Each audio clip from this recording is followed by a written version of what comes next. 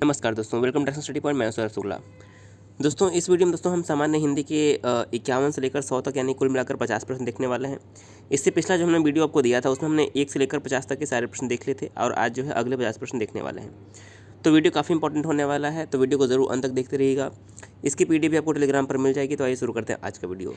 50 में से आप कितने प्रश्न सही करते हैं हमें ज़रूर बताइएगा। अगर आप 35 भी प्रश्न सही करते हैं तो भी काफ़ी अच्छा आपका स्कोर जो है माना जाएगा। तो देखिए पहला प्रश्न क्या है, 51 नंबर प्रश्न। तो पहला प्रश्न है, ऐसा रोग जिसका उपचार संभव न हो उसे क्या कहते हैं। देखिए काफ़ी इंपॉर्टेंट ये है। तो ऐसा रोग जिसका उपचार संभव न हो उसे हम असाध्य कहते हैं, यानी उस रोग को असाध्य कहते हैं। ऑप्शन नंबर डी यहाँ पर हमारा सही उत्तर हो जाएगा। अगला प्रश्न है 52 नंबर प्रश्न, जिसको माता पिता का आश्रय न मिला हो उसे क्या कहते हैं। काफ़ी इंपॉर्टेंट भी है। तो हिंदी में ऐसे आसान से प्रश्न मिलेंगे। देखिए जिसको माता पिता का आश्रय न मिला हो उसे हम अनाथ कहते हैं। सही आंसर क्या हो जाएगा, ऑप्शन नंबर सी। और जिसके पास कुछ न हो उसे हम अकिंचन कहते हैं। तो ये दोनों याद रखिएगा। अब देखिए 53 से लेकर 60 तक वाले प्रश्न में क्या करना है, दिए गए मुहावरों का सही अर्थ बताना है आपको। तो मुहावरे दिए हैं, सही अर्थ बताना है। पहला दिया हुआ है पेट में दाढ़ी होना, इसका क्या अर्थ हो जाएगा। तो इसका अर्थ हो जाएगा देखने में सीधा किंतु चालाक होना। सही आंसर क्या हो जाएगा, देखने में सीधा किंतु चालाक होना। इस प्रश्न का सही उत्तर हो जाएगा ऑप्शन नंबर डी। 54 नंबर प्रश्न है पापड़ बेलना। तो पापड़ बेलना का सही अर्थ क्या होता है, पापड़ बनाना गलत हो जाएगा, खाना बनाना भी गलत हो जाएगा, पतली रोटी बेलना भी गलत हो जाएगा। सही आंसर हो जाएगा पापड़ बेलना का मतलब होता है मुसीबत उठाना। ऑप्शन नंबर डी यहाँ पर बिल्कुल सही आंसर हो जाएगा। 55 नंबर प्रश्न है पानी पानी होना का क्या अर्थ होता है। पानी पानी होना का क्या अर्थ हो जाएगा। अगला प्रश्न देखिए क्या है, पानी पानी होना, इसका क्या अर्थ हो जाएगा। देखिए काफ़ी ये आसान सा प्रश्न है। और पानी पानी मतलब होना का मतलब होता है बहुत लज्जित होना। तो ऑप्शन नंबर सी अगर आपने यहाँ पर चुना है तो आपका जवाब जो है सही हो जाएगा। 56 नंबर प्रश्न दिया है यहाँ पर, गूलर का फूल होना जो है मुहावरा, इसका क्या अर्थ होगा। तो गूलर का फूल होने का क्या अर्थ होता है। देखिए आप सभी ने सुना होगा कि आप तो गूलर के फूल हो गए, यानी कि जो व्यक्ति बहुत दिनों के बाद दिखता है, यानी कि जो वस्तु या व्यक्ति बहुत दिन बाद दिखती है, यानी कि जो चीज़ दुर्लभ होता है उसे हम गूलर का फूल कहते हैं। तो सही आंसर क्या हो जाएगा, गूलर का फूल होना यानी कि दुर्लभ होना। ऑप्शन नंबर डी सी यहाँ पर जो है, ऑप्शन नंबर सी यहाँ पर करेक्ट हो जाएगा। 57 नंबर प्रश्न है चांदी का जूता मारना, इसका अर्थ क्या होता है। देखिए जूते में चांदी रखकर मारना गलत है, बहुत संपन्न होना गलत है, जूते में चांदी लगा होना गलत है। चांदी का जूता मारना का मतलब होता है रिश्वत देना। सही आंसर क्या हो जाएगा, ऑप्शन नंबर बी यहाँ पर करेक्ट हो जाएगा, रिश्वत देना जो है करेक्ट आंसर होगा।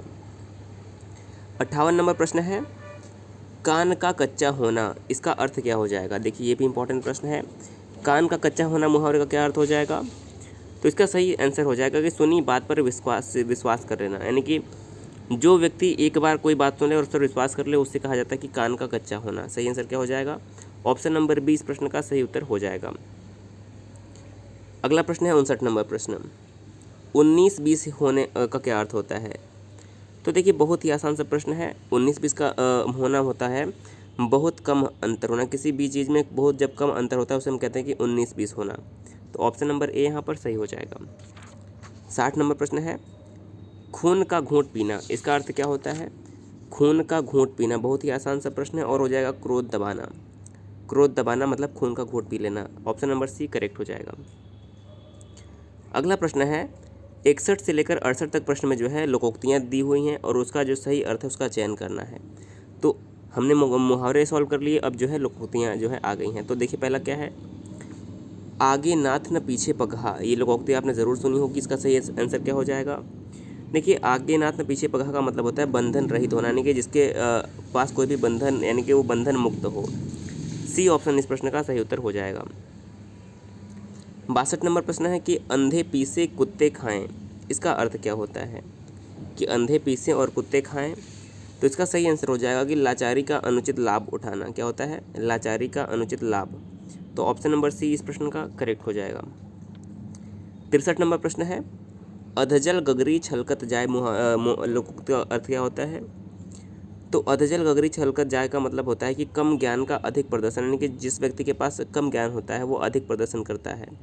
तो अधजल गगरी छलकत जाए जो है ऑप्शन नंबर डी करेक्ट हो जाएगा, कम ज्ञान का अधिक प्रदर्शन। 64 नंबर प्रश्न है, कहाँ राजा भोज कहाँ गंगू तेली, इसका सही अर्थ क्या हो जाएगा?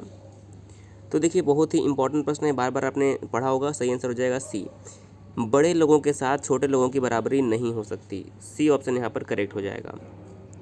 65 नंबर प्रश्न है, जस दूल्हा तस बनी बराता, इसका अर्थ क्या हो जाएगा? जस दूल्हा तस बनी बराता, तो सही आंसर हो जाएगा डी, जैसा व्यक्ति वैसे साथी। क्या हो जाएगा? ऑप्शन नंबर डी, जैसा व्यक्ति वैसे साथी।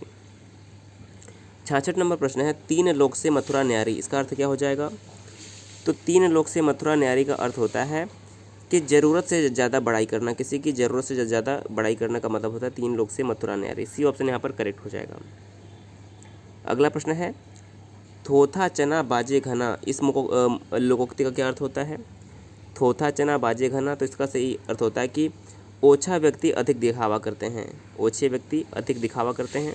बी ऑप्शन करेक्ट होगा।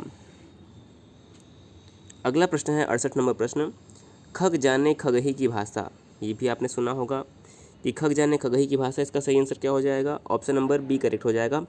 समान प्रवृत्ति वाले ही एक दूसरे को समझते हैं, सही आंसर क्या हो जाएगा? समान प्रवृत्ति वाले ही एक दूसरे को समझते हैं। अब देखिए अगला प्रश्न क्या है, हिंदी साहित्य के किस भाव को व्यभिचारी भाव भी कहते हैं? तो देखिए जब आप अलंकार पढ़ते हैं तो उसमें आपने कई जो है विभाव, अनुभाव, संचारी भाव ये सब सुना होगा। तो यहाँ पर बात की जा रही है कि किस भाव को जो है व्यभिचारी भाव भी कहा जाता है। तो 69 नंबर प्रश्न का सही आंसर हो जाएगा संचारी भाव। संचारी भाव को जो है व्यभिचारी भाव भी कहा जाता है। तो अगर आपने यहाँ पर डी चुना है तो आपका जवाब जो है सही हो जाएगा। 70 नंबर प्रश्न है, हिंदी साहित्य का 9वां रस कौन सा है? तो देखिए हिंदी साहित्य का जो 9वां रस है वो हमारा हो जाएगा शांत रस। सही आंसर क्या हो जाएगा? हिंदी साहित्य में 9वां रस शांत रस को माना गया है। जबकि जो भरत मुनि का नाट्य शास्त्र है, आपने नाम सुना होगा कि जो भरत मुनि का नाट्य शास्त्र है, तो भरत मुनि ने नाट्य शास्त्र में जो है रसों की संख्या को 8 माना। इन्होंने जो है शांत रस को जो है रस की संज्ञा नहीं मानी है। तो आपको याद रखना है कि शांत रस जो है इसको 9वां माना जाता है, जबकि भरत मुनि ने जो है रसों की संख्या को 8 माना है। 71 नंबर प्रश्न है कि रस कितने प्रकार के होते हैं? रस कितने प्रकार के होते हैं? तो सही आंसर हो जाएगा ऑप्शन नंबर डी 9। देखिए रसों की संख्या वैसे 9 मानी गई, लेकिन मैंने आपको यहाँ पर क्लियर कर दिया कि जो नाट्य शास्त्र है जो कि भरत मुनि के द्वारा लिखा गया है उसमें रसों की संख्या को जो है 8 बताया गया है। अगला है 72 नंबर प्रश्न, उद्धव मोहि ब्रज विसरत नाही में कौन सा रस है? तो देखिए उद्धव मोहि ब्रज विसरत नाही में जो है हमारा हो जाएगा वियोग श्रृंगार। क्या हो जाएगा?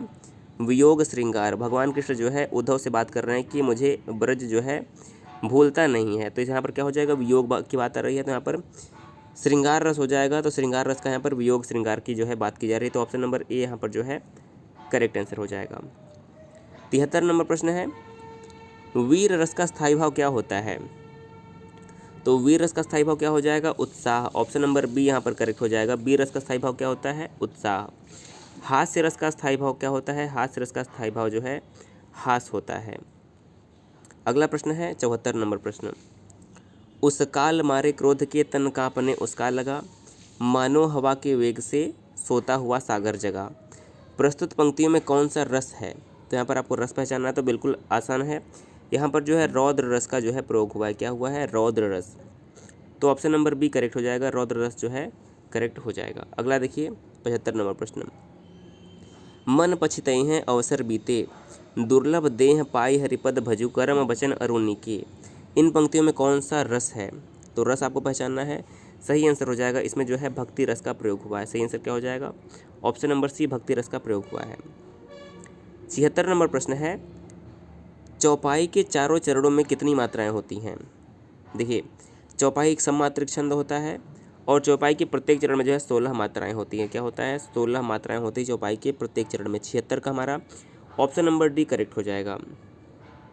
अगला प्रश्न है 77 नंबर प्रश्न, छंद कितने प्रकार के होते हैं? तो देखिए यदि हम बात करें छंद कितने प्रकार के होते हैं, तो छंद जो है कुल मिलाकर 3 प्रकार के होते हैं। कौन कौन से छंद होते हैं? देखिए एक होता है वार्णिक छंद। क्या हो जाएगा? मात्रिक छंद, जिसमें मात्राओं को हम देखते हैं। दूसरा होता है वार्णिक छंद, जिसमें हम वर्णों को देखते हैं। और तीसरा होता है मुक्त छंद। तो छंद कितने प्रकार के हो गए?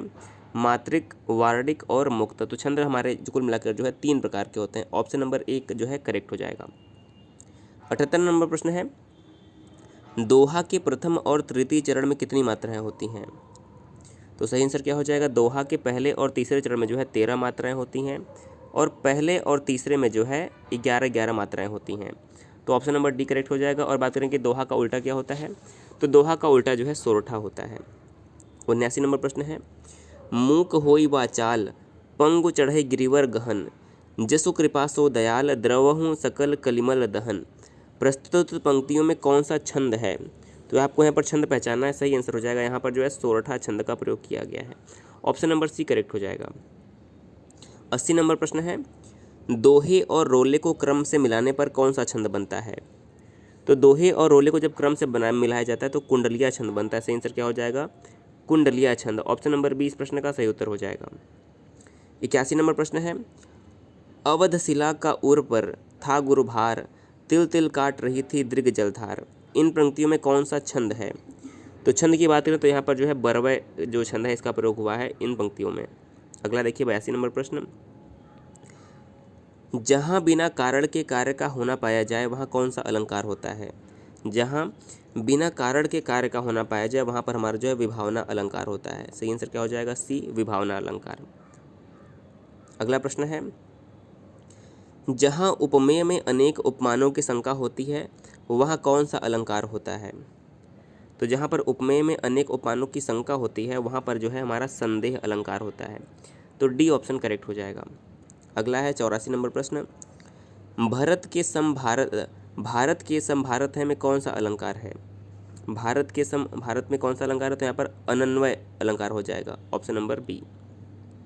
85 नंबर प्रश्न है, पूत कपूत तो क्यों धन संचय, पूत सपूत तो क्यों धन संचय। इन पंक्तियों में कौन सा अलंकार है, तो 85 नंबर प्रश्न का सही आंसर हो जाएगा लाटानुप्रास अलंकार है। ऑप्शन नंबर बी जो है लाटानुप्रास करेक्ट हो जाएगा। 86 नंबर प्रश्न है, उसी तपस्वी से लंबे थे देवदार दो चार खड़े। इन पंक्ति में कौन सा अलंकार है, उसी तपस्वी से थे देवदार दो चार खड़े। तो इसमें जो है हमारा प्रतीप अलंकार हो जाएगा। ऑप्शन नंबर बी प्रतीप अलंकार। अगला देखिए, रहीमन पुत्री श्याम मनहु जलज मधुकर लसय। इन पंक्तियों में कौन सा अलंकार है, तो 87 का हमारा ऑप्शन नंबर बी करेक्ट हो जाएगा। देखिए जहाँ पर मनु मानो जनु जानो या फिर मनहु जनहु जैसे वर्ड आते हैं, शब्द आते हैं, वहाँ पर हमेशा उत्प्रेक्षा अलंकार होता है। 88 नंबर प्रश्न है, उदित उदयगिरि मंच पर रघुवर बाल पतंग, बिकसे संत सरोत्सव हर्षे लोचन भृंग। इन पंक्तियों में कौन सा अलंकार है, तो उपमा रूपक। देखिए इसमें रूपक अलंकार हो जाएगा। क्या हो जाएगा, उदित उदयगिरि मंच। क्या हो जाएगा, उदित उदयगिरि मंच। रघुवर बाल पतंग, बालक रूपी पतंग। क्या हो जाएगा, देखिए बाल पतंग का अगर आप निकालेंगे मतलब तो क्या हो जाएगा, बाल पतंग का मतलब क्या हो जाएगा, बालक रूपी पतंग। तो बालक यहाँ पर रूपी का मतलब आता है रूपी। उदित उदयगिरि मंच, तो देखिए उदयगिरि मंच का मतलब क्या हुआ, उदयगिरि जो पर्वत था, उदयगिरि पर्वत रूपी मंच। तो रूपी जहाँ पर आ जाए वहाँ पर रूपक अलंकार होता है। 89 नंबर प्रश्न है, ध्रुव स्वामिनी के लेखक का नाम क्या है, तो ध्रुव स्वामिनी जो हो जाएंगे जयशंकर प्रसाद इसके लेखक हैं। जैसे कि ध्रुव स्वामिनी जन्मेजय का नाग यज्ञ, चंद्रगुप्त, स्कंदगुप्त, ध्रुव स्वामिनी, आकाशदेवी, ये सभी जो है जयशंकर प्रसाद की रचना है। इसके अलावा इनका एक महाकाव्य है कामायनी, तो कामायनी भी महाकाव्य याद रखिएगा, जयशंकर प्रसाद की रचना है। 90 नंबर प्रश्न है, विनय पत्रिका के रचयिता का नाम क्या है। बिल्कुल आसान सा प्रश्न है, आप सभी को पता होगा। विनय पत्रिका जो है तुलसीदास जी द्वारा लिखित एक ग्रंथ है जो कि ब्रज भाषा में लिखा गया है। इसके अलावा तुलसीदास जी का सबसे प्रमुख ग्रंथ क्या है, रामचरितमानस, जो कि अवधी भाषा में लिखा गया एक महाकाव्य है।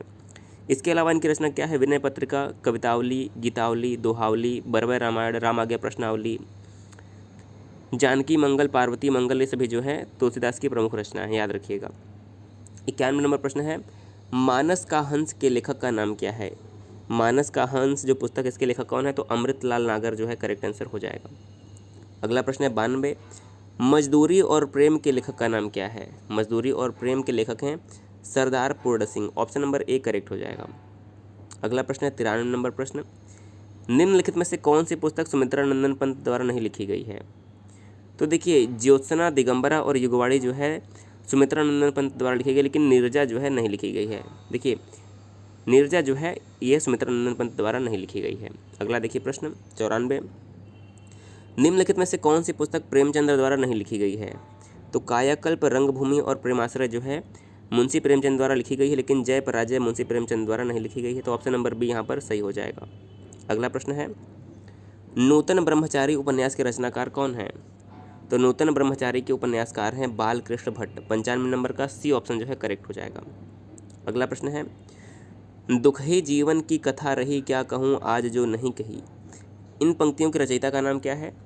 तो सही आंसर हो जाएगा option number C, Suryakant Tripathi निराला।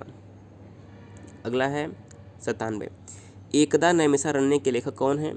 तो सही आंसर हो जाएगा अमृतलाल नागर जो है एकदा नैमिषारण्य के लेखक हैं। अगला है कलम का सिपाही क्या है? तो कलम का सिपाही जो है यह एक प्रकार की जीवनी है। कलम का सिपाही किसकी जीवनी है? ये हो जाएगी मुंशी प्रेमचंद की जीवनी।